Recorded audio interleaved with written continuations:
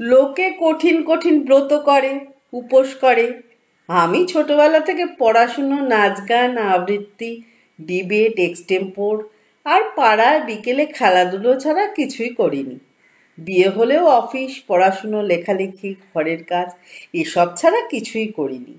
এই যে এসব ছাড়া কিছুই নাকি করিনি, তার লম্বা ফিরিস্তি শুনেছি জীবনে।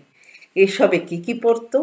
সারা বাড়ির ফার্নিচার মোছা, বাড়ির বাজারের মোটা মোটা ভারী ব্যাগ বয়ে আনা, ওয়াশিং মেশিন যখন ছিল না ইয়াব বড় গামলায় ভেজানো কাপড় কাচা, তা তিনতলায় টেনে নিয়ে গিয়ে মেলা, শুকানো, তুলে আনা, তিনতলা থেকে তারপর ভাঁজ করে তোলা, একসাথে অফিস থেকে ফেরার পথে লন্ড্রির ব্যাগ, ল্যাপটপ ব্যাগ, বাজারের ব্যাগ বয়ে আনা, সবজি ধুয়ে শুকিয়ে ফ্রিজে তোলা, সারা বাড়ি ঝকঝকে করে রাখা, বাথরুম পরিষ্কার করে রাখা, কাজের লোক না এলে রান্না করা, স্পেশাল কিছু খেতে ইচ্ছে করলে বাড়ির লোকের তখন রান্না করা, বিশেষ অকেশনে রান্না করা, জামাই ষষ্ঠীর দিন অফিস যাওয়ার শাস্তিস্বরূপ 60টা লুচি মেখে বেলে ভেজে দিয়ে যাওয়া, বাড়ির বয়স্কদের সেবা করা, তাদের কার কখন চেক আপ নিয়ে যাওয়া, তাদের ওষুধ কিনে আনা, টাইম মতো ওষুধ দেওয়া, কারো আই ড্রপ, কারো ইনসুলিন, কারো পথ্য,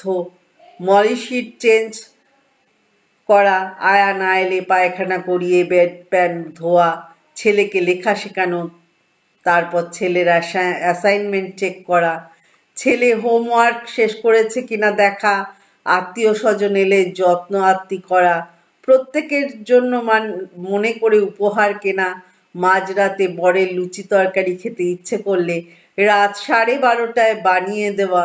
এসব বলদামদ্দিন পেরিয়ে এসেও প্রতিবার বাড়ি শিফট করার পর রাজ্যের জিনিস গোছানো, টানা, তারপর রোজগারের সিংহভাগ খরচা করে দেওয়া, এসব কিছুই করতাম না আর করিনার মধ্যে পড়ে। ভাবছেন এ শুধু আমার গল্প? ভারতবর্ষের কোটি কোটি মেয়ের গল্প।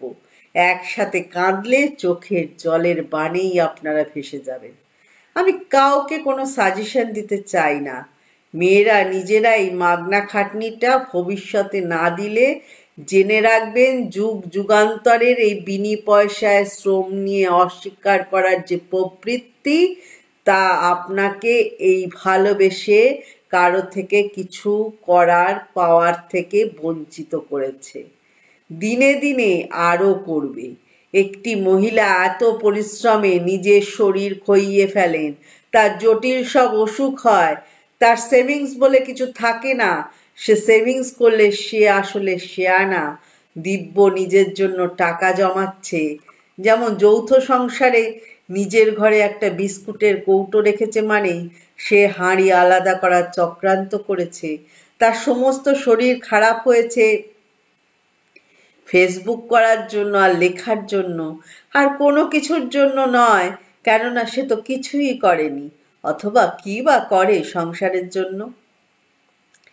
এই যে মহিলাদের শ্রম, তাদের উপার্জিত অর্থ সব কিছু কেড়ে নিয়ে তাকে বাতিল করে ফেসবুক করার জন্য যাবতীয় বিপর্যয়ের ছেদ যুক্তি, তা আরেকবার পুরুষতন্ত্রের কদর্য রূপটিকে প্রকাশ করে। আমি চাই একটিও মেয়ে শুরু থেকে তার স্বাস্থ্যকে ইগনোর না করুক। আমি চাই দুনিয়ার রসাতলে গেলেও সে শুধু নিজের নিরাপত্তা, বার্ধক্যের জন্য টাকা জমাক। আমি চাই একটুও মেয়ে যেন ভালোবাসার নাম করে রাত 2টোয় লুচি তরকারি বানিয়ে দেওয়ার স্যাডিস্ট ফাঁদে না পড়ে।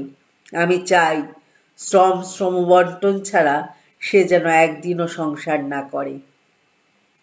আমি চাই প্রতিটা মেয়ে যেন তাকে ডাক্তার না দেখানো হলে তুলকালাম কাণ্ড করে বাড়িতে, এমনিও খারাপ অমনিও খারাপ।